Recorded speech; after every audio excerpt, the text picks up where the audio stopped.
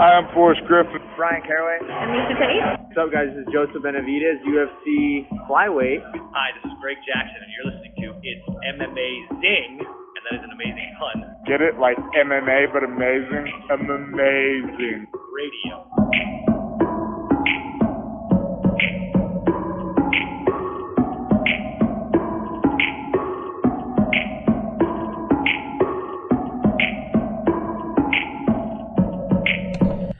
Welcome to It's MMAzing Radio. I am your host, Dr. Law.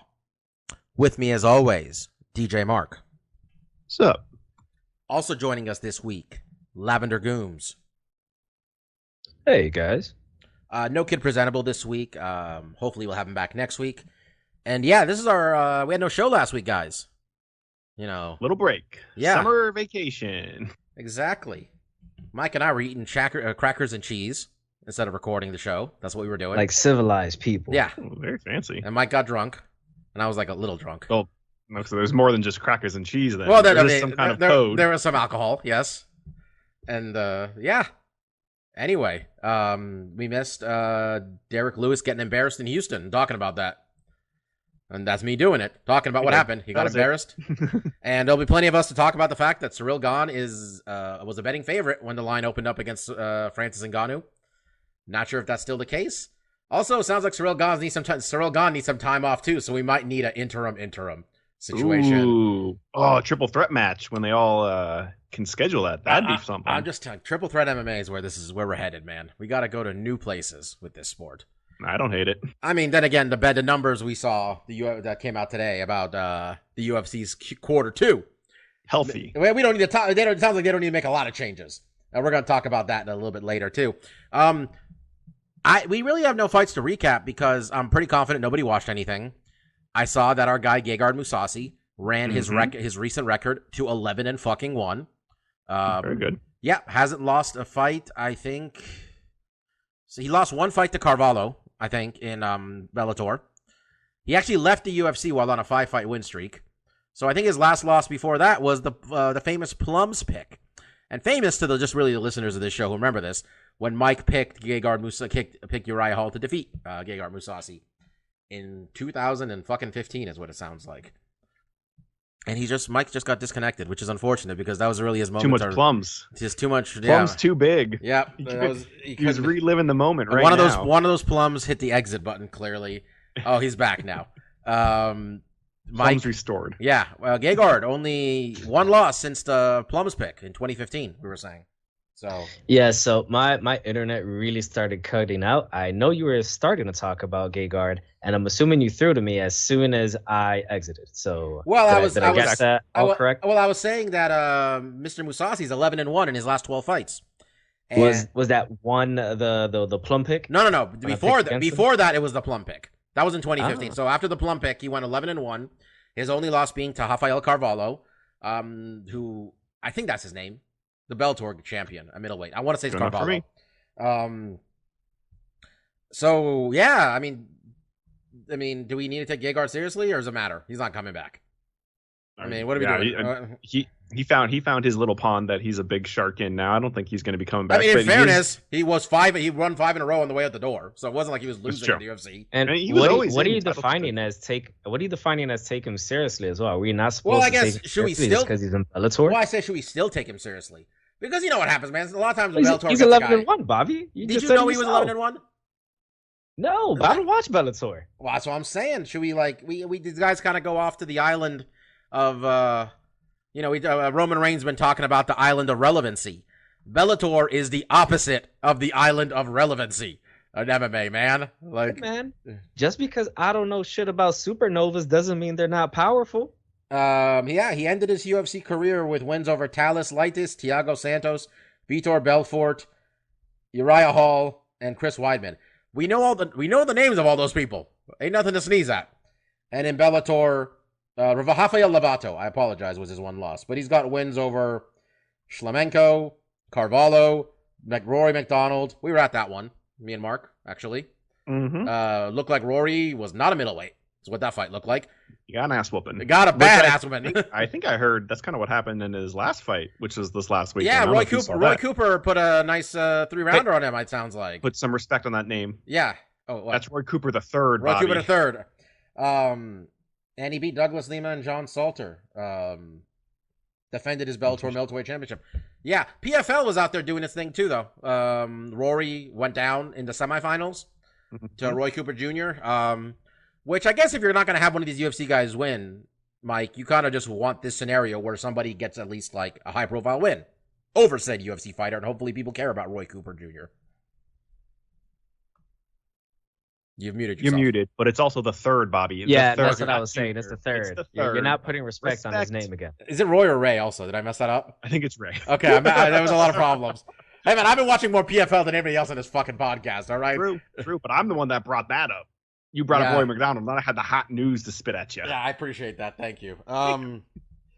Yeah, well, fuck, man. The UFC's got an event every goddamn week except for this last one, so it's hard for these promotions to get in the pub. That's what PFL's looking for, Bobby. It's just like any relevancy, any word, any notion that like someone watched their fight. See, here's the thing. Bellator and PFL need MMA fans to watch them.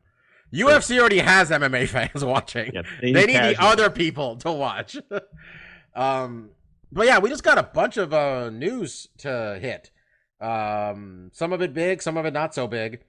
I guess we can just kind of fly around, and I sent you guys a list, and anybody, whatever you guys want to get into, I'll lead off. We're doing Weili Rose 2, and I just want to say when the first fight ended, and we talked about it on this show, we said the only reason to do this again is if you really want China to watch. The number one contender should be Carla Esparza, straight up. Yeah, all right, she's not sexy. But... I mean, she's got to win over the champion. She beat her. It wasn't close. I think she finished her. And she's been on a pretty lengthy win streak now, hasn't she? It's like 4 or 5, right? 5. We counted it. Yeah, Mark and I were counting it at work the other day. Yeah, I mean, I don't know. And then Weili apparently lost because of she saw Chris Weidman's leg get snapped in two. That was an interesting excuse. She had all kinds of excuses after that loss. Yeah, that was an interesting excuse. Just she's like, I touched gloves with him, and then he snapped his leg. I'm like, did you think it was contagious? Do you think you gave him the death touch? Like, what? What do you think happened there? Mike, you have any reason not to pick Rose in a rematch? No. No reason at all. It was a pretty definitive win for Rose in the last one. I mean, going back as to why we're booking this fight, not that Weili isn't an awesome fighter. It's not like she was a lengthy champion that, just deserves a rematch unless we're having this in Beijing or Macau and we really want to, just play to the Chinese audience. I'm not exactly sure why she's getting an immediate rematch. By the way, you and me are the ones who picked Rose. So you and I'm asking you for almost like I planned it. You and I did pick Rose the first time. Obviously, we're not going to change it. Mark, who you picking? We have time, but who you picking?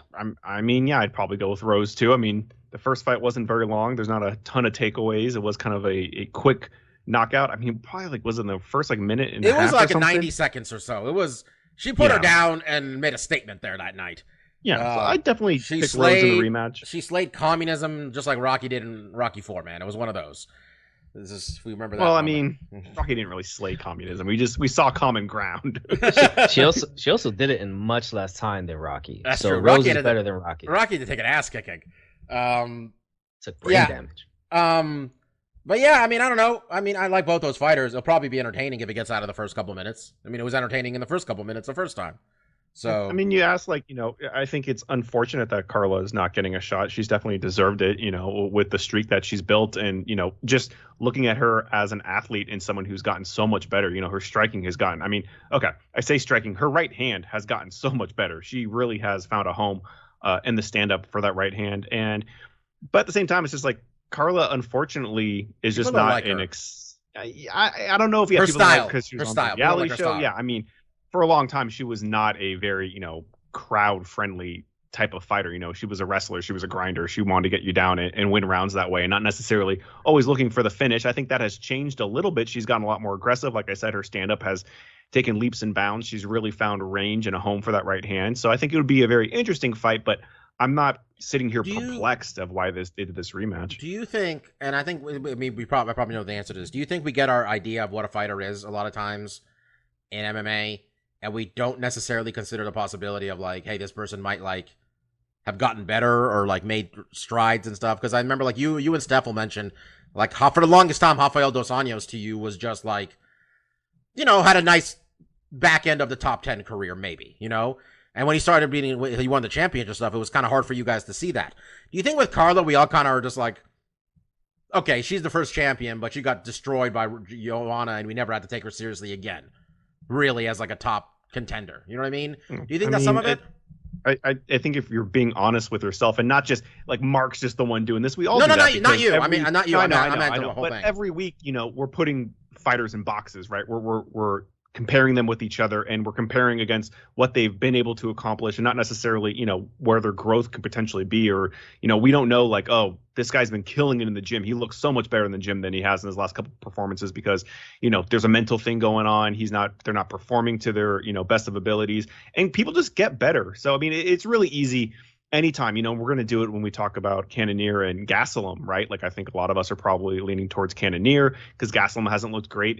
But I don't mind being wrong in those senses where I think absolutely. Someone has maybe reached their potential and isn't going to, evolve and expand as a fighter, but to see them, get new skills, to see them, be stronger in areas where they're weak is a really fun, fascinating part of the game. But it is very common to look at a guy and be like, okay, this is his ceiling.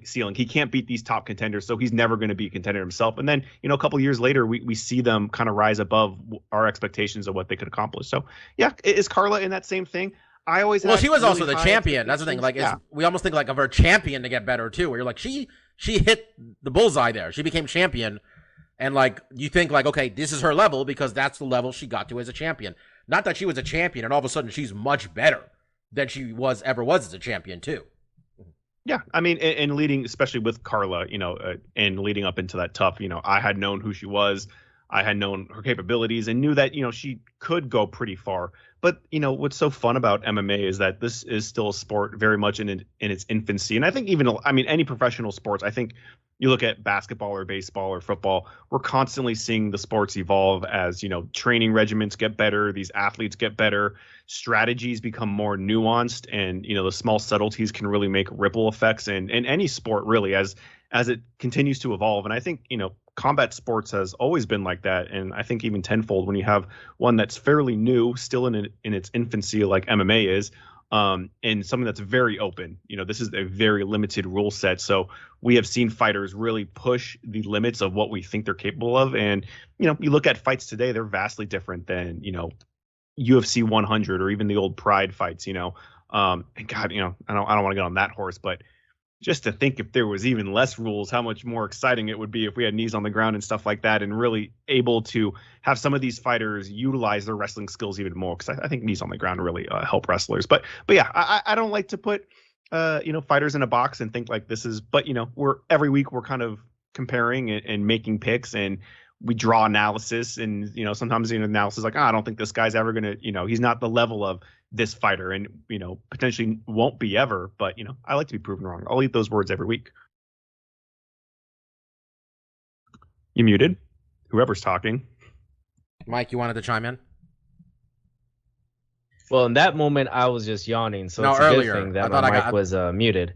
I just had a no, not that at all. Have a clicking thing in my jaw, so I gotta it's all move good. Gotta move the jaw up a bit. No, just in regards to fighters where you just get kind of a set image in your brain, and it's really hard to break it. Me, stupidly, I had this happen, and I still have it happen to me on occasions with a fighter who, honestly, he's been in the UFC for 10 years, but I mean, when he came in, he was super young, so I shouldn't have just assumed he's always just going to be a jiu-jitsu guy. But for me, that was a Charles Oliveira, where even now that he's champ and he has shown that he is a killer on the feet as well as being a killer on the ground, I at times still kind of consider him as just a slick jiu-jitsu guy. Sure. Yeah, you guys get an impression of a guy, especially when he leaves a memorable it's kind of memorable the way he is. Yeah. We got breaking news into the podcast, folks. Kat Zingano is suing Halle Berry. Say what now? Oh, that's weird. Kat Zingano is suing Halle Berry. Sounds like Kat Zingano was promised to be in this movie. Someone got cut. And then Halle Berry, but then the UFC was offering her a big fight, allegedly. And then Halle had told Kat to keep her schedule open to be in the movie. So then Kat didn't take the fight. And then she later got cut by the UFC. And then Halle said, you can't be in the movie because we only want UFC fighters in the movie because that's some deal they got with the UFC. Oh, okay, Halle, that's fucked up. Well, I mean, I think like they needed UFC maybe trademarks in this or something. I don't know. Kitty got claws. So, Jesus, Mike. Yeah, so she's suing Halle Berry. That's a thing. Is that movie coming out? Is there a trailer? Anybody see anything? Kat Zingano is suing Catwoman. Yes. I don't know if this movie's coming out. We're never gonna watch this movie. Who gives a shit? I don't remember what it's called. You watch so much bullshit, Mike. What were we talking about? Mike, what were we watching before? I watched what was so he talking much about? bullshit, and I have no interest in What was he talking about before the podcast started, Mark? Bachelors in Paradise. Come on. Yeah, okay. It's good shit. Have you started watching F-Boy Island yet, Mike? I did. I actually watched about 3/4 of the first episode. As much as I love Nikki Glazer, I couldn't watch that. Are you familiar with this show, Mark? No. It's on HBO Max. There's literally a show called F-Boy Island. We could say it. We could say fuckboy. No, that's the name of the show is F-Boy. Yeah, I know. The name of the show is literally the name of the show is F-Boy Island. But yeah, it's Fuckboy Island. What really turned me off to that show is that instead of the people saying fuckboy, on the show, I don't know, maybe a producer told them they had to say F-boy, and that really turned me off. We're trying to go from HBO onto like TNT or something, man. We're trying to get like a prison thing or something? What? It's a prison reality show? That's what fuckboys are. No, fuckboys are... Yeah, that's not what a fuckboy is. Maybe it is a prison. In prison, maybe. But the modern parlance of fuckboy is kind of just like a douchebag. Is really what we're talking about. Like a pretty boy. Anyway. That's some of that news. What other news we got this week, guys? What tickles your fancy that we can talk about? I mean, they booked the Fedor fight. And they did do that. Disappointing. Yeah, that's right, man. We're sitting here, people. Tim Big Johnson, man. Well, I mean, Mike. Dick jokes aside, we had Josh Barnett wanting this fight, and let me tell you, those of us who watched the promotion die because this fight didn't happen. We're ready to cash in on this fight. Like, give me Josh Barnett and Fedor. Even that one not happening. I saw that Jake Hager wanted it, which that might have been interesting because Jake can't punch anybody. And, like, Fedor might have hit him. And if not, Fedor would have been mauled. I don't care. I mean, this is in Russia too, huh? Mm-hmm. Okay. It just seems odd. I mean, I guess, the subplot here is that Tim fought his protege. It wasn't the light heavyweight. How many proteges does he fucking have? I don't know. There's a lot of guys underneath Fedor's wing learning the ropes. But I mean, yeah, I think when they mentioned like, okay, we're gonna get Fedor back potentially for one more fight, because the dude's like 47 years old or something. He's probably not that old, but I think we all had. Be. Yeah, you're thinking of Barnett. I was thinking of Overeem. You think someone that's you think someone that is kind of in that range of being kind of like, I don't want to say legend necessarily, but someone that was fighting when Fedor was fighting, that potential matchups just didn't work out. And, we're going to finally see it.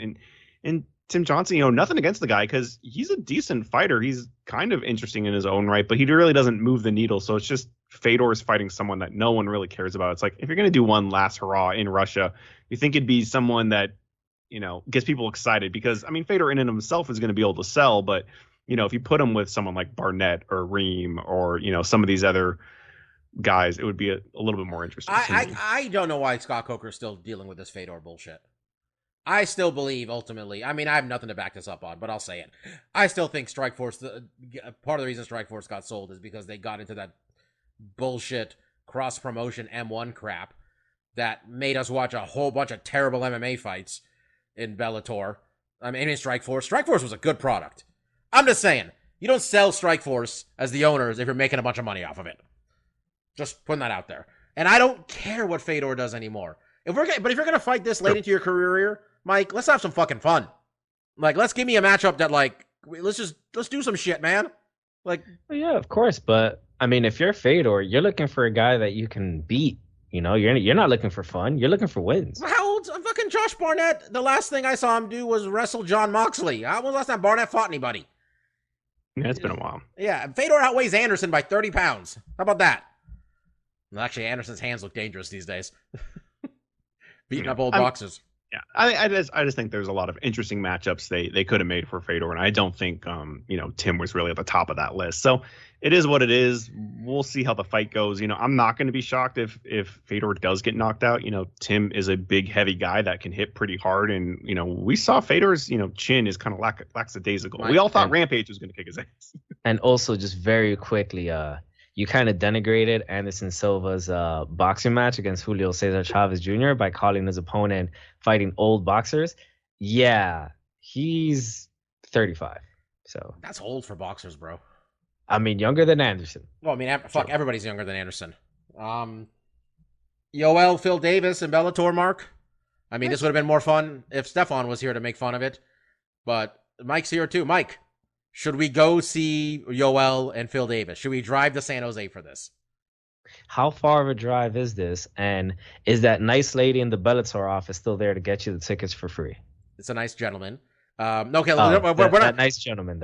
Yes, he is. But we don't know if we're not. I mean, I guess there's two questions: should we pay to go to this, or should we go if it's free and we have credentials? Is this the main event? Yes, I think. Ooh. I mean, if it's not, it's a hell of a Bellator card. I was gonna say. Maybe see if that nice, fine gentleman in the Bellator office can get you guys some tickets. If not, maybe nosebleed. It's about $40. No, sorry, it's about 40 minutes, not $40. 40 minutes away? Sure, why not? What do you guys got better to do? I couldn't get your ass to go to Uncasville. Yeah. I was gonna say it's easy when it's the shows on the other foot. Did you really just compare San Jose, California, which has a professional hockey team, to Uncasville, Connecticut? They got a casino in Uncasville. Yeah, that's literally it. That's literally all they have. I mean, I'm not sure. I mean, Mike has not really experienced San Jose. No offense to San Jose, but I'm not getting a lot from this drive. I don't know about Uncasville. I'm just gonna go on the limb and say San Jose is probably better. Probably. I can't shit probably. On that. It's it's not a big city, but it's probably better than Uncasville. I mean, we could get you to go once. Bellator had like 15 events there. Keeping it up. Keeping it on the.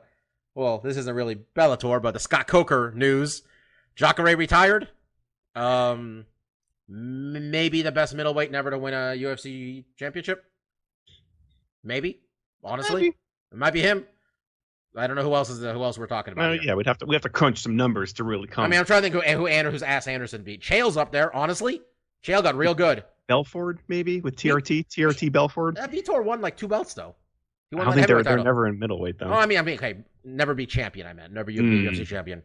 Chris Camozzi can come out of hiding now and become champion. Honestly, gonna come out it's probably Jacare. I'd say Jacare or Gegard's probably up there. Oh, yeah, that's good. Gegard, Jacare, and maybe I think Chael was really good at middleweight. Like, Chael was really good. He was on a roll there. And what was the crazy person from WEC that was a champion? The one Chael should have beaten, and he missed weight by 10 pounds. Help me out. I don't know. Paulo Filo? Remember how good Paulo Filo was at one point? Okay, sure, he was so good at 1 minute at one point. I mean, he kind of fell off a cliff, but completely off a cliff. Hendo, also. I mean, whatever you want to classify Dan Henderson as. That's it. Yeah. Jacare, though, man, goddamn legend in jiu-jitsu, and deserves all of the flowers in MMA because he always brought it, man. He fought till he's 40 some odd years old. Yeah, that's it. His retirement is not surprising. He was definitely getting up there in age, for a while. I mean, and it's kind of weird. We look at a lot of the guys in heavyweight or some of these, legendary. We look at Fedor fighting. Like, combat sport athletes really don't fight past their 40s, or at least they're not supposed to. I remember when Foreman came out, that was like, oh man, like no one's ever, we've never seen an old guy like this get a belt or something, but. It's becoming more and more. Bro, testosterone has made. I'm not trying. This isn't a cheating thing. This is me talking about medical science. Testosterone's really giving everybody, a lot of guys, a new lease on life in their late 30s, early 40s. Speaking of which, Anderson beats up Julio Cesar Chavez Jr. We're like, all right, man, who's he fighting next? Are we gonna get Anderson and Roy Jones? Are we gonna get him beating up some fucking YouTuber? What are we gonna get from Anderson? Anderson is going to box Tito Ortiz, the man with the largest head in the history of MMA, possibly. Tito Ortiz, who's living this life, taking hydrochloroquine, apparently, whenever he thinks he's been exposed. Tito Ortiz, who, if he didn't sound this way his whole career, we'd be sure he had CTE. Tito Ortiz, okay? The star of the Borrachina Depot Twitter account.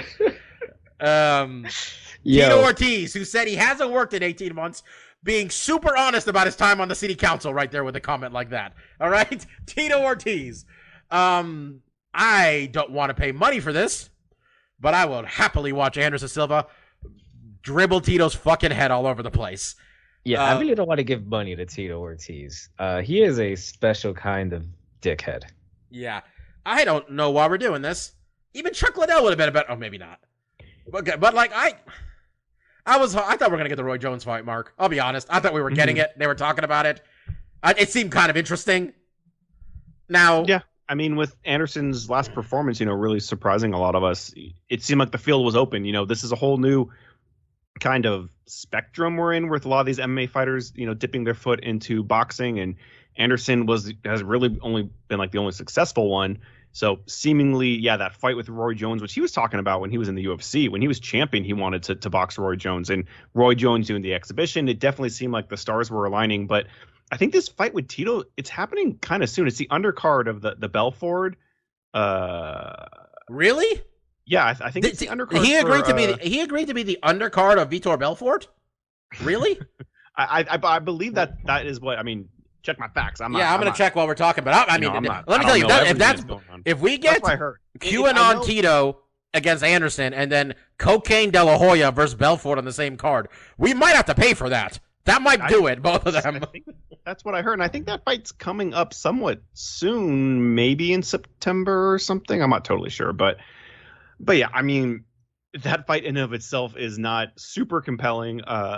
Hey, like we were talking, we don't want to put fighters in boxes and, put the ceiling on anybody, because we definitely have seen people, surprise us. And I think when you look at Ortiz in a boxing match, it reminds me a lot of how skeptical I was with Rachel Ostovich. Thank you. Oh, yes. It is on the same card as Vitor versus, sorry to interrupt you, Vitor and Oscar De La Hoya on September 11th. Ooh, that's interesting date choice. Yeah, it is September 11th, the Saturday, 20th anniversary of September 11th, where Tito is 100% going to blame Brazil for 9/11 somehow. I'm calling it right now. He's going to find a way. Mark, you were saying, though? Yeah, I mean, yeah, I was just saying with Rachel, in her lead-up fight with Paige Van Zandt, very skeptical. She was not much of a striker. She was really wrestling-based, very much like Tito. So maybe he surprised us. I think it would be even more surprising if he was able to look good against Anderson, let alone, win.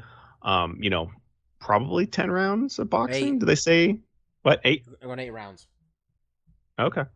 But yeah, I mean, it's also a real fight. It's not an exhibition. This is a legitimate on-the-record fight. Was his last one a real fight? I think that was a gimmick, because we would have been angry about those scorecards. I think it was a gimmick. Okay. Tito says he has no respect for Anderson because Anderson asked for Anderson asked for a 195-pound weight limit. Oh, okay. That's why he has no respect for him. He might have not have respect for him because he also got vaccinated. We don't know. Tito is plus 500, which seems closer than it should be. Tito Ortiz wouldn't bailed on a boxing match with Dana White. Just want to remind people of that. Anderson Silva just beat a former world champion in boxing. Yeah. Granted, I mean, it's Julio Cesar Chavez Jr., but still a fucking former world champion. If Tito, those odds are too small. Tito's never been put out, has he? Because I remember Chuck dropped him and it was done, but like it wasn't like he was unconscious. Tito's got a giant fucking head. Yeah, like I think you might be right. I can't really recall him getting flatlined. Chuck hit him with like a 25 hit combo, and then Tito just dropped. But it wasn't like he was unconscious. That was the first fight. They fought a couple of times, right? Didn't they fight? The second one was a little iffier of a stoppage, it felt like, too. He never been put out, though. That's all the losses. Tito goes to decision a lot. I don't think Anderson's going to put him out either. I think he's just going to do what he did in the last fight. He's just going to win rounds. He's just going to be the better boxer with, range. And when I think of like Tito punching, it hasn't been like a highlight. Yo, do we have to pay for this now? David Hay, former heavyweight champion, is the third fight on this main card. That means it's only 3 fights. There's going to be a lot of concerts then. This is Triller, by the way. That's the problem with this. If this was Showtime, I don't think so. If it was Showtime, I would have thought about paying for it. Honestly, we got Snoop in the booth. I think Triller learned from the last event that they did, where it was basically just a glorified concert with some fights sprinkled in. That costs money, man. Yo, there's no way they're making money. I think the fact that they're trying to go after people on streaming it as heavily as they were should be a sign that things aren't going so well on the bottom line over at Triller. Yeah, but we're doing that. Chad Mendes, bare knuckle fighting.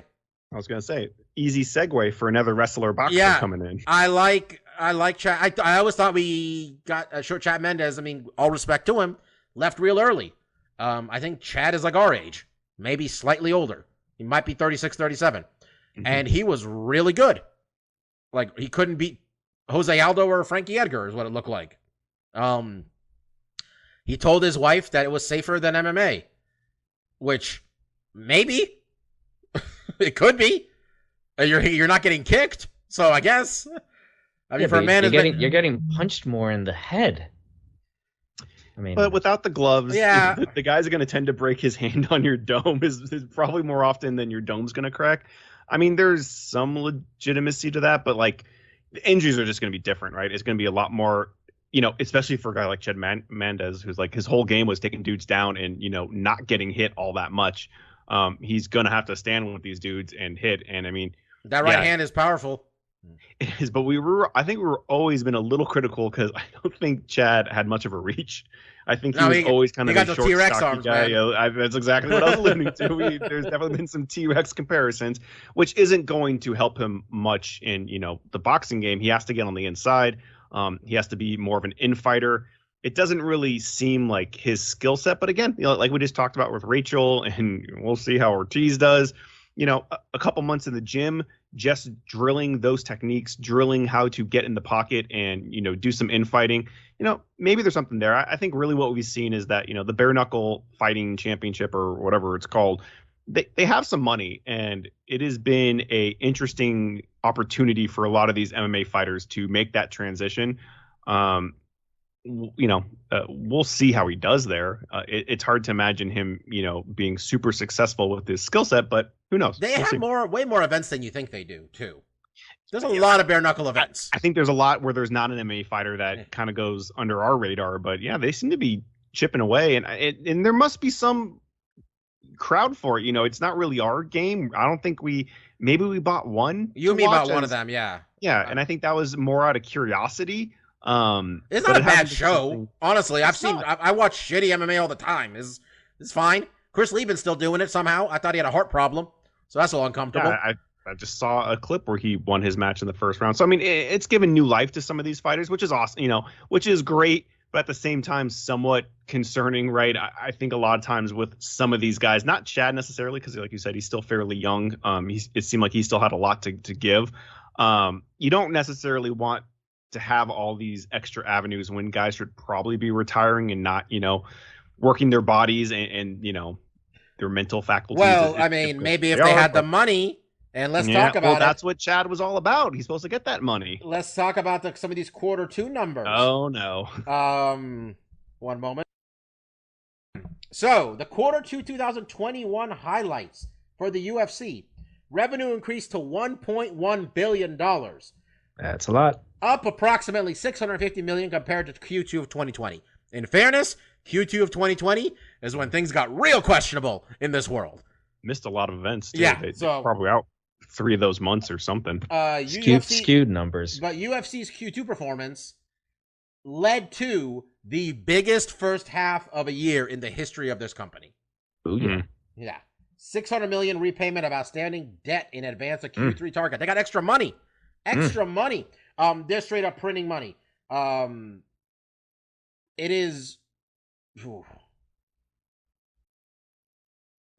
EBITDA is 2 times is 2 times what it was last year. And Mike, you want to explain what EBITDA is to the people? I was about to ask you what the fuck EBITDA is. EBITDA is earnings before. What was this? Earnings before interest, taxes, depreciation, amortization. We're basically talking about your profit margin. My guy really asked me a question. You work in banking, fuckhead. I thought you had this. I work in compliance for banking, all right? If you had asked me this back in like junior year of my like business degree, yeah, I would be able to fucking answer you. It's a while ago, though. So they should probably ask for more money, these fighters. Shout out to Sean O'Malley saying he doesn't think he should have to fight contenders unless he's being paid like a contender. This kid is smarter than we're ever going to give him credit for, I think. Because we were like, he's fighting all these easy fights. He's like, they should probably pay me to fight these better people. I agree, kid. I 100% agree. You're doing everything correctly. What I really like about Sean O'Malley's strategy here is, let me rack up these dubs against these scrubs. My contract's going to run out.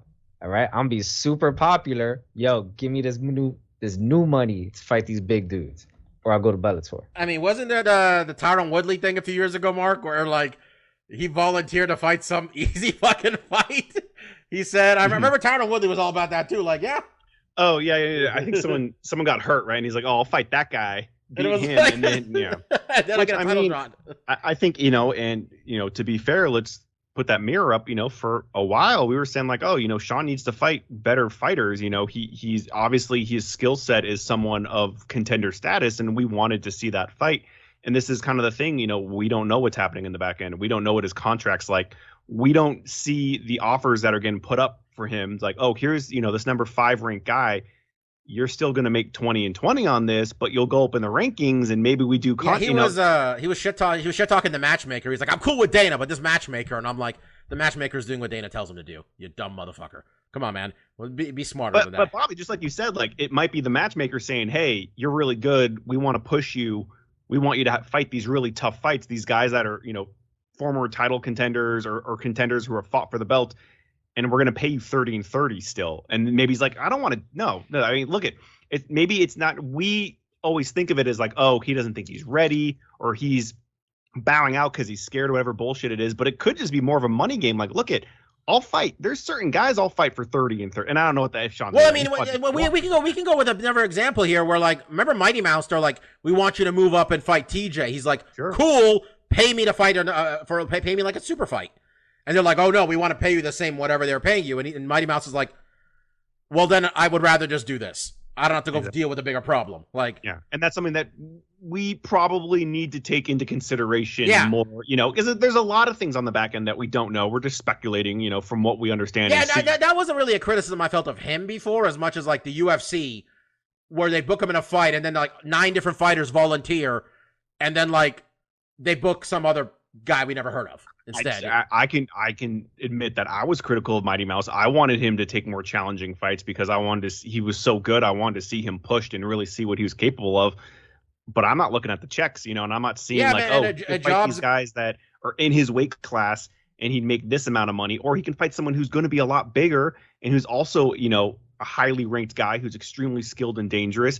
And he should be making an extra $1 on there, but he's not going to pull in that money, so they don't give it to him. And these are the negotiations that we don't hear about. But we can. You know what, man? You need a job done, Mike. You have a guy come in. He assesses what the job's going to be, and he gives you an estimate.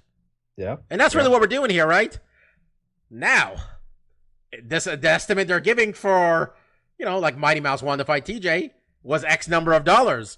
Okay, we don't want to do that job. I can do this other job. It's not going to cost you as much. Yeah. Exactly like that. Do you think we're going to get the right estimate for Frankie Edgar and Sean O'Malley? Probably not. Probably not, because as we've alluded to, there will always be someone who will do the job for a little less or a lot less. I mean, if I'm Sean O'Malley and they ask me to fight Frankie Edgar at Madison Square fucking Garden, where what is it? Worst case scenario, you are the 3rd or 4th fight on the pay-per-view? Worst case? Like, they might fuck around and to make this the co-main event for some reason, right? Probably not. They probably do 2 title fights in New York. Could happen. I think they said there was a second title fight for that Usman-Colby one anyway. Anyway, we'll look it up at some point. You got to pay the motherfucker. He's like, if I'm getting less than $100,000 to fight in Madison Square Garden, we're not even having a conversation, right? Like, come on now. Anyway, that's it. I'm not sure what other news we got going on, but those are the things that stuck out to me this thing. We have plenty of time to talk about Gable Stevenson playing the UFC against the WWE, and Scott Coker's in there too. I love this kid. All right, this kid is all about the paper. Okay, and if you get a chance, check out his gold medal winning performance, which he won with 6 seconds left. He got he took the guy's back, right? Mark, did you see this? Nope. Oh, you didn't see this shit? It. So he was down, I don't know how many points it was. Mike, we were watching this, right? You and me? He was 2 down points. 2. Yeah. He had a rally with like no time left to take that gold medal. Like he just out-willed it. And this dude is, his name is fucking Gable Dan Stevenson. He had no choice. He's a goddamn wrestler. And he's a big wrestling fan. He's a big MMA fan. Whoever pays you the most money, kid. Whatever they guarantee you on paper. They do that. Yeah. The other one will always be there for you. You can always do the other one. They need bodies in both of those. And you're a star. Kurt Angle didn't do it waited 6 years. Came up, still became a star. So, we're going to pick one fight. Yes. One and done, baby. Kelvin Gastelum, Jared Cannonier, are headlining this I almost said pay-per-view. What a tragedy that would have been. This UFC Fight Night card on, I think ESPN actually, proper ESPN. Really the only other interesting thing on the card is Mark Madsen as the co-main event. Remember this guy, Marcus? He was the Olympian. I think he was from the Netherlands, I want to say. He was an Olympic wrestler. Okay. Yeah. His nickname is literally the Olympian. I don't think we haven't seen him fight in a while. Yeah, like the name's familiar, but it's also because there was a Madsen that went to our high school that was a same name. Yeah. So yeah, that's what always springs to mind. I was thinking Mark Madsen, who used to play for the Lakers. Same guy.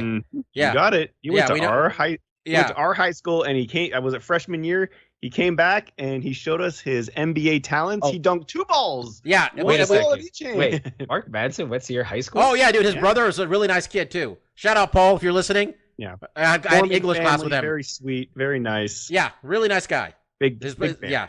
Yeah. He came, dunked 2 basketballs at the same time at a high school rally. We all lost our fucking minds. It was great. Sure. Hey, man, when you're in the suburbs, a lot of times you're fucking pro athletes. You don't get a lot of them. We had Randy winning baseball and Mark Madsen in the NBA. Yeah, I remember watching him, and boy, did that guy hustle when he was on that court. He was Hell just yeah. like, I got 3 minutes to make it work. I am running, baby. He brother was telling me that Shaq took him to go buy a car because Shaq said his car was too shitty. And the guy's like, I can't afford this car. And Shaq's like, you're in the NBA. You can afford this fucking car. He's like, I need this money to last me the rest of my life, Shaq. Not like you. I'm not going to be going Papa John's or whatever after this. This has got to roll me. This is life support here. So yeah, Mark Madsen, the Olympian, is in the co-main event. His dude's last fight, March 7th, 2020. So this dude fought, then the world ended, and now he's back. And he's going to fight Clay Guida and maybe get that Clay Guida rub after he ragdolls Clay Guida around for 3 rounds. Kelvin Gastelum, Jared Cannonier. We kind of know what these guys do at this point, Mark. Not a lot of surprises. I try to remember the last time we saw either of them fight. Kelvin Gastelum's last fight, it was lost to Bobby Knuckles in a fight of the night back in April. He's lost 4 of 5, some rough ones in there. Only win being over Ian Heinisch, which is nothing to sneeze at there. Ian Heinisch is a tough middleweight. Jared Cannonier, we thought the Killer Gorilla was getting close to a title shot. And then Bobby Knuckles said, not going to happen on my watch. He stopped a few trains Bobby recently. Knuckles Bobby Knuckles stopping this dude's train. But wins over Jack Hermanson, wins over Anderson Silva, David Branch. Remember David Branch? Came back from World Series of Fighting. We thought he might do something. He didn't. Looked a little bit like a killer. Got killed. Yeah. Pride of New York. I think he's from Harlem. Betting line for this one, though, Marcus. Yeah, Cannonier's the favorite. Looking around the 160, 150 mark, and then Kevin Gastelum is the underdog, around plus 130, 140, around that range. I think Stefan's picking Kelvin. I need to stop. I need to stop picking Kelvin for what he's capable of and just the realities of what he is at this point. And if I'm wrong, it's fine. He hasn't looked that good in a while. Didn't look bad against Bobby Knuckles. Looked fine against Ian Heinisch. We're a couple years into this thing, though, man. We're waiting for the Kelvin Gastelum payoff, right? Like, we're waiting for the, for him to be a champion. And it's just not happening. So I'm gonna go with the Killer Gorilla grinding him out. Grinding him out is what I think. What do you think, Mike? Yeah, I won't be joining Steph on picking Kelvin Gastelum.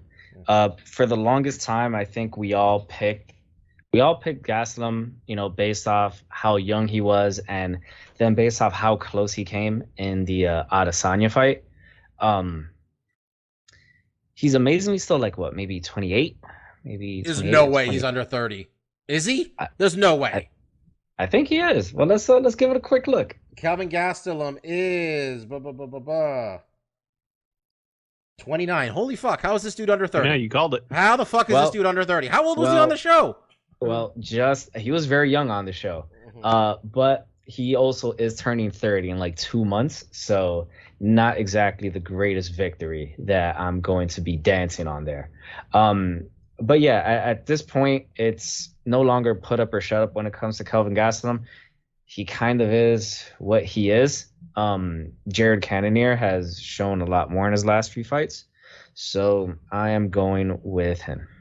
Honestly, if you look at raw skill set, I do think Kelvin's probably more talented. But by the way, what we're talking about there. Yeah, and by the way, Mike's talking about dates of birth. Mark, do you know there's a big boy celebrating his birthday tomorrow, and he just happens to be on this podcast? Well, I have to guess it's Mike? It is Mike's birthday tomorrow. No, I did not know Mike that. is turning 30 years old for the 6th time. That's right. 6th time Mike's turning 30 years old. That's right. Or 7th. Actually, seventh time. Had no idea. 30. And then 1, 2, 3. Yeah. It's the 7th time. 7th time. 7th time Mike's turning 30 years old. When you guys were listening to this, he's going to be birthday boying it all around town, I'm sure. You take the day off, Mike. Please tell me you take the day off work. Mike took 2 days off last week when I was there. God bless him. Take one more for your birthday. I will be working tomorrow. Oh boy. Like a good birthday boy does. The Tuesday day off is rough, I think. You know what I would have done? Fuck Bobby. You leave those 2 days for Monday, Tuesday. It's a birthday celebration weekend, baby. You know what it is? Also, man's working from home. Not that he's not going to work. We know Mike works hard, but he can take a minute to get a cupcake. All right. Please, do something nice. Treat yourself. Exactly. You go out there in the Big Apple, Mike, and you take yourself a big old bite of that apple tomorrow because it's your birthday. Go get yourself a lobster roll. Go get that $20 lobster roll. Fucking place, man. Marcus, who do you got here with your pick? Yeah, I took a little aside there. I'm with you guys. I'm going with Cannonier. Playing the numbers a little bit. Obviously, when he came out of middleweight, he was blowing up, and Whitaker definitely, stopped that train like I mentioned before. I don't think, like you said, Bob, like Gastelum's the craziest pick in the world because his skill set in here, if Kelvin can implement a wrestling game and ground out Jared for a couple rounds, I think he has the better gas tank. I think where a lot of us are hesitant with Gastelum is mentally he seemed to kind of lapse in fights a little bit, where he, especially with that Jack Hermanson, yeah, that one was terrible. He was doing good, and there was a heel hook, and he just didn't kick it into third gear to get out of it and got caught. So hopefully he's sharp and he's not going to let Jared just run over him, because that's kind of what Jared does. At his best, he's going to put a lot of pressure on you. He's going to come with heavy hands, and he's going to hope catch you slipping somewhere and finish the fight. And that's kind of what I'm banking on. But come does he next lose week, his job if he loses? I don't know. The record 5 of 7 recently has been 5 of 6 actually. Has been kind of poor. He does have some bit of a draw. I don't know. He's the main event. He's the bigger name than Jared is. Let's not lie to ourselves. I think he's been main event for a lot of fights. So I don't know. I'm not willing to go there. I think if he does get cut, he's going to have a lot of healthy options. There's going to be a lot of people interested, I think, in him, because I do think it's surprising he's only 29. There's potentially a lot of years still left, even though these have been hard young years for him, because he's been going through the grinder, fighting some of the best guys. at welterweight. This is like Jeremy Stevens only being like 35. This is what he's like. You're like, how the fuck is Jeremy Stevens like 35? And you were like, oh, he showed up when he was 20. That's why. Yeah. So there's a lot of Cannonier. Steph's the only one going Gastelum, but yeah, not going to be shocked if we come next week and be like, man, Gastelum can still wrestle. Who would have figured? He can beat the shit out of Cannonier if he gets him on the ground. I think that's definitely an avenue for victory. But yeah, I'm kind of banking on, again, putting these guys in boxes, thinking that, Gastelum doesn't have much left when we know we've seen him fight Izzy in a fantastic fight. We've seen him, rise to the occasion and beat guys we think he couldn't. But we've also seen him lose to guys that we thought he shouldn't. So it is kind of tough to put your marbles in that basket. So I'm not. Yeah, it was going to be actually Costa versus... Well, here's the thing. All right. They said it was going to be Costa, and Costa's like, I didn't agree to shit. I never once said I would do this fight. I said I wanted money. And they announced the fight without me agreeing to it. Which, respect, Paulo. I'm not sure how this is going to end for you, ultimately, but respect. I think he might have agreed to a different fight, actually, now that I... thought he did. I thought it was Malvin Vittori. That's interesting. That is a fun fight. There's a couple interesting things happening in middleweight, man. Not one of them makes me think any of the winners is going to beat Izzy Adesanya. But, like, I saw, like, Rockhold fighting Sean Strickland, which, if I'm Rockhold, that is not the fight I want to come back to. Like, that seems like just going to be a grimy one. Like... Yeah. I mean, if he can keep at range and use the kicks, which used to be, his best weapon, utilize wrestling, there's definitely... I never got fully off of Rockhold, but it's been a rocky road. So it's not... Yeah, and that loss to Jan isn't looking so bad anymore. That loss to Jan at all. Sure. That's what a Rockhold fought at light heavyweight. Anyway. Yeah. All right. Let's just do stuff we like. We've hit it all. Though I did. You and I I was going to mention because you and I were listening to Ariel today on his show. Shout out to Ariel Hawani, by the way. The MMA Hour is back. I'm sure every MMA website is thrilled to have the content of just transcribing Ariel's interviews with fighters. Now he's doing it twice a week.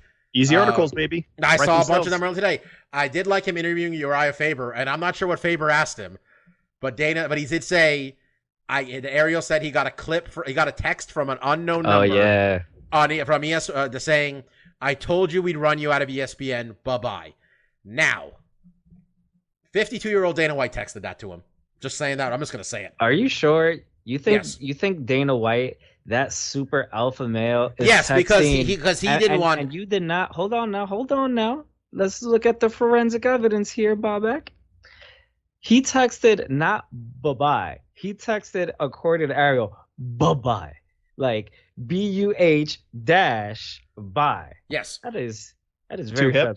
Yes, because I do think that whole story about Dana not wanting Ariel in his eyesight or anything when he was on the show. I think they told Dana to stop interacting with this man. I think that's part of it. So, yeah, Ariel's back on Wednesday with George St. Pierre. I'm a big fan of retired George St. Pierre's interviews. He's gotten real. He loves that karate combat. I see so many YouTube recommendations. Watch all of karate combat events. They're just giving it away on YouTube. And it's him and Boss talking about karate. It's just like, all right, I not sold, but you're trying. Did he die in what's it called? Don't know. He got shot. He got shot. Yeah. I like how every other appearance he's had, at some point Batroc just leaves. And comes back later. I was like, Stefan thought like he didn't get caught or something, or he died in the first scene of Winter Soldier. Like, no, he just kind of like left, slips away. You don't really see it. It's very, But yeah, I think he'll probably show up somewhere. I'm sure. But yeah, 3 hours of Monday and Wednesday, plenty of MMA content for the websites to steal. Okay, stuff we like. Should we talk about Suicide Squad?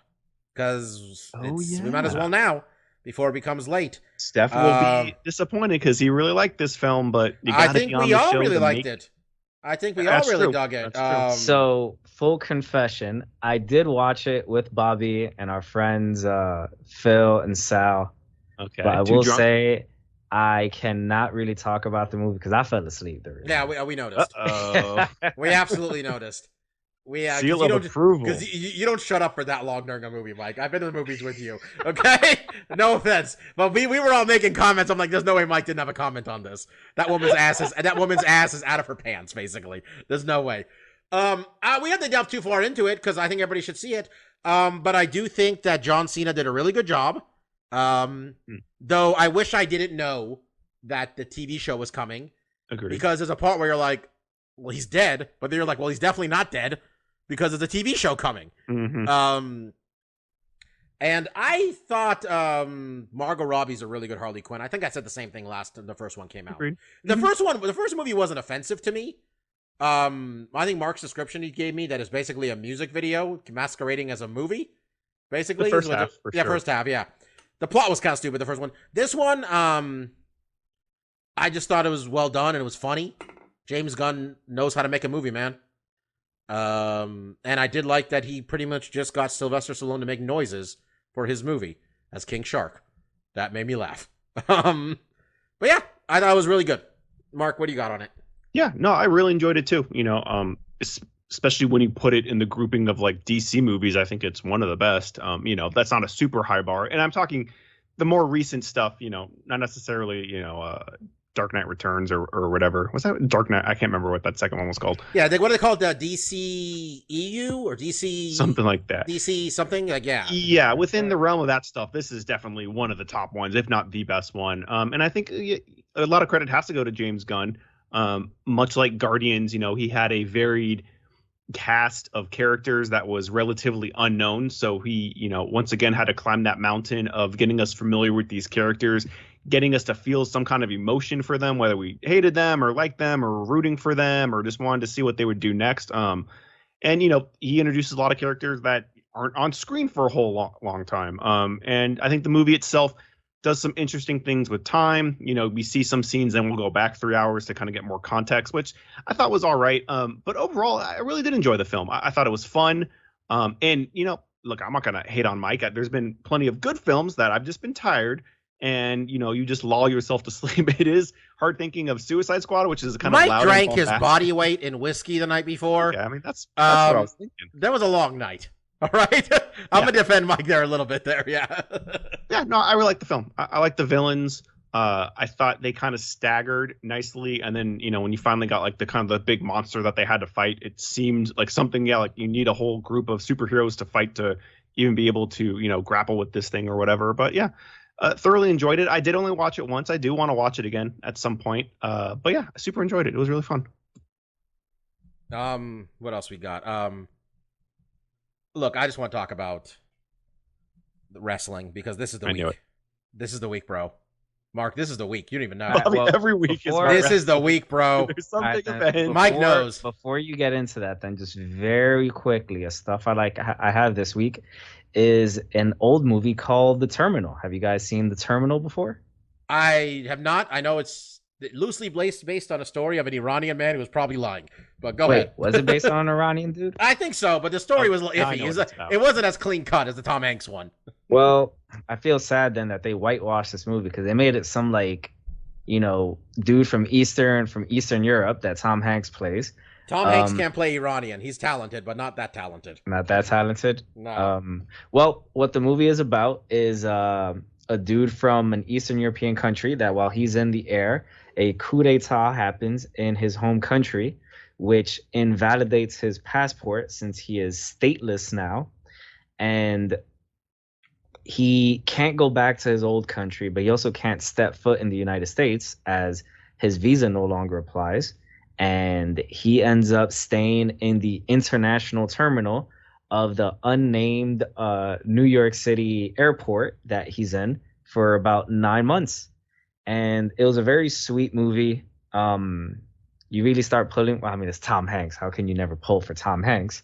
But it was a very sweet movie. Very enjoyable. I'm about 17 years late in watching the movie, considering it came out in 2004. But you guys should give The Terminal a watch. Now let's get to some wrestling. No, you know what? Let's big week, as Bobby said. Well, let's let Mark do his thing first. I will end with the wrestling because there's a lot of wrestling.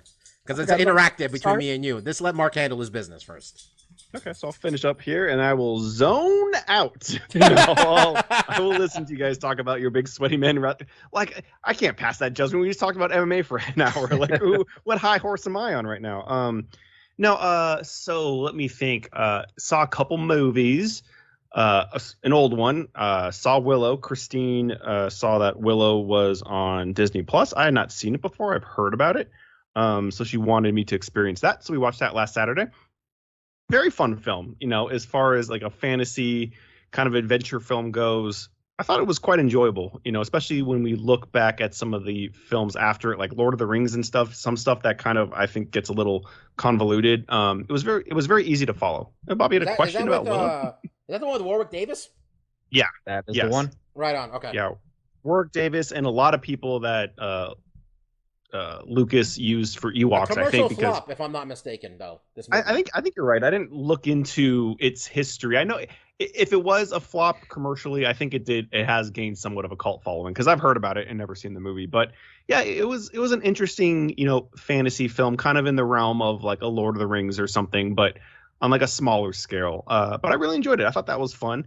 And then for a more recent fantasy movie, we actually caught The Green Knight in theaters yesterday. Christine was interested in that one as well. And it was one of the movies that came out like 3 weeks ago. So it's kind of right on the death run of its theater release. But we were able to find some place that was still playing it and watch that. And I thoroughly enjoyed that. Not knowing much about it outside of it, just hearing about it before the film came out, it was getting a lot of buzz, on a lot of the websites I go to, like IGN and Polygon and stuff, were talking about it. The production house that made it, A24, I've actually seen a couple of their films, and I've kind of grown to like that studio or producer. They make a lot of horror movies. They make horror movies. They make kind of like strange sci-fi movies. I think we saw The Color from Space, which was a adaptation of a Lovecraft story. They kind of make kind of weird, off the wall kind of stuff. And the Green Knight is definitely kind of that. It definitely has a more kind of artsy fartsy kind of feel to it. But again, I thought easy to understand, easy to follow. And not knowing anything about that story, and then Christine telling me like, oh, this is like, I think that king was King Arthur, and I was like, oh, that was the Round Table, and that's why it. After learning that it's Arthurian tale or of that legend, I was like, oh, this makes a lot more sense. But just on its mere basis of just being a film, I really enjoyed it. Especially having seen a lot of fantasy films at this time, to have cinematography, scene selection, framing of just wilderness shots that kind of are interesting. There was a couple scenes where they kind of just panned around in a forest, and it was like compelling just to watch in and of itself. And I think how it was directed and edited was interesting. They did not mind sitting your ass in a scene for a sec. There was a couple scenes like, we're just going to have you sit here for a good solid like 20 seconds and just kind of have that anticipation of what's happening or what's about to happen next. So, maybe not like the twitchiest movie in the world. It's not going a mile a minute, but it does clip along at a steady pace. The story's interesting. Hearing a lot about it, hearing a lot of hype for it, and then seeing it for myself, like, I think it's definitely worthy of watching and seeking out, which I think is the toughest sell for it right now. In a world where everything is on HBO Max or Disney Plus or Netflix, to have a movie that's an actual movie that you have to go in theaters to see. And I don't know where it's going to end up streaming, come 3 months, if it's going to be on Netflix or whatever else. I have no idea. But it's worth seeking out. So if you're interested in it, you can still try to catch it in the theaters. A lot of the theaters around here that were showing it had stopped. It's been 3 weeks. The cycles move quick. But you should still, if you seek it out, find it somewhere. And then once it does hit VOD or streaming, if you have one of those services, I definitely recommend checking it out because I really enjoyed it. Lastly, I'll just hit up on some games real quick. Oh, and I got to talk a little bit about. Yo, did you see that? Sorry to interrupt. Did you see that Arcade 1-Up thing? The Simpsons one's coming out? Yeah, I've heard. I mean, that's pretty cool. That. Yeah, did they say what else is on it? Are they all one game? No, they usually have a couple, and that's why I don't. It's only a 2-button one though, because I think this game system. The game was only punch and kick, right? Buttons, and they recently showed what the cabinet looks like, and it has a trackball, like the thing you play Golden Tee with, and it's like, well, you don't need that for Simpsons, so I don't know what game. I mean, they already have a Golden Tee one already, though, right? I mean, they do. What else? Yeah, they do. That combo would be interesting if they did that. Yeah, I really like Arcade 1-Up. I have one of them. I do recommend it if there's a certain game that you really like and you have the space for it. It's a lot more convenient than an actual, arcade machine. But yeah, I think they're doing that. They already did a Ninja Turtles, but now they're doing another one where it's Turtles in Time. Yeah, they put out cool stuff. The only one that's 3 buttons is the one what's it called? Capcom versus there's 6 buttons.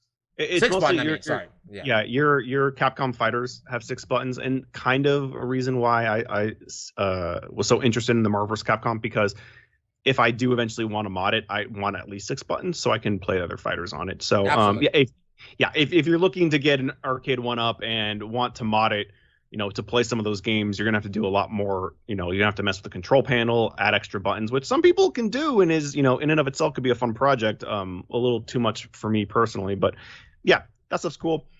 Aside from that, Bob, I am interested. I've talked about the Avengers game. When you are listening to this, the new Black Panther kind of expansion comes out, and that looks pretty interesting. I'm kind of interested to check that out. And then I did want to just put a little spotlight on a game that came out. I think it's coming out later this week. It is Xbox and PC exclusive, which kind of sucks because I'm probably not going to be able to play it. But it's called 12 Minutes. And this is an Annapurna game. They announced this like 3 years ago. And what's kind of interesting is this is also becoming somewhat of a trope in video games. It's like this time loop game where you basically have 12 minutes.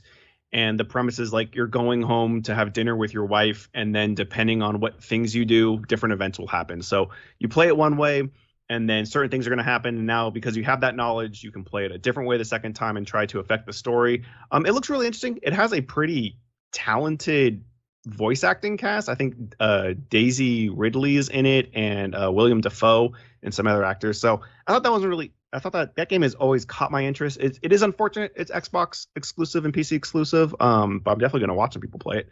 And then I did want to mention, last week I had the privilege of hanging out with Steph, and the very limited window we got to experience together where he had recently gotten the Guilty Gear Strive game, and we got to play each other. And anytime there's a new fighting game, there's a very limited window where you can play with other people and no one really knows what the fuck they're doing, and you can just mash it out and have fun. Steph has not played enough to get to the point where he can just whoop my ass because I don't know what I'm doing. So we just got to smash around on the PS5, and Bob, Guilty Gear doesn't have a lot controller. Yeah, he did. He bought that red one. The red one looks badass, doesn't it? Yeah, that's a sweet controller. Very excited for it. But we probably played for like 30, 45 minutes, not a super long time. Guilty Gear Strive, I don't think is, known for or strongly utilizing a lot of the functionality of the PS5 controller. But I'll tell you this, just holding that bad boy, I was like, ooh, this boy's got the right weight on it. He's a big boy, and he feels good in my big hands. And he had a PS4 controller on the table too, so I was like, oh, yeah, he's a bigger boy. You put it next to each other, you notice, man. Yeah, it felt good. It felt good. You know what, guys? I think next week we might be talking to two new PS5 owners, because I heard there's a couple drops this week, and we know Mike's already bought and paid for by GameStop at this point, so he's just waiting for that GameStop drop. So is there any tomorrow on Big Birthday's Big Boy on his big day? Oh, we got Big Birthday's Big Boy, big day. I don't remember seeing any. I didn't see anything yet. That would be nice. That would be nice, but we'll see. I'm not holding my breath. Yeah, but that's basically all I got. So let the wrestling commence.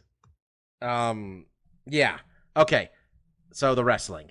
So this Saturday is SummerSlam, and it doesn't fucking matter because the night before is the return of CM motherfucking Punk. Well, we don't know that yet. If they don't, let me tell you, if they don't, they will burn down the United Center in Chicago. The amount of teasing they've done, some of it has been almost like, first of all, CM Punk commentating MMA and saying, oh yeah, this guy's looking all elite. That might have been my favorite one, my favorite reference we're getting. Mark, I know you're not paying attention, but basically we've been getting breadcrumbs to the CM Punk is coming to AEW thing for a couple weeks now after a report said that he was coming. And we had Kenny Omega wearing a Cookie Monster shirt, which is a reference because CM Punk did formerly say CM might stand for Cookie Monster. There was that. We got people talking about wrestling.